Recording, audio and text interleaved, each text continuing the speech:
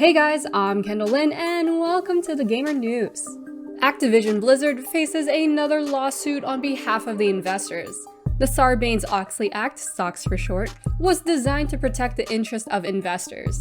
In Activision's SOX certification of 2016, signed off by Bobby Kotick and then CFO Dennis Durkin, failed to disclose its ongoing internal problems, meaning investors are now suffering from financial damage.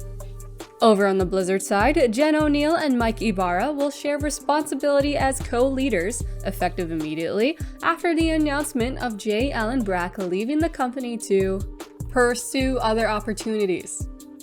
I'm Kendall Lynn, thanks for watching and make sure to check out thegamer.com.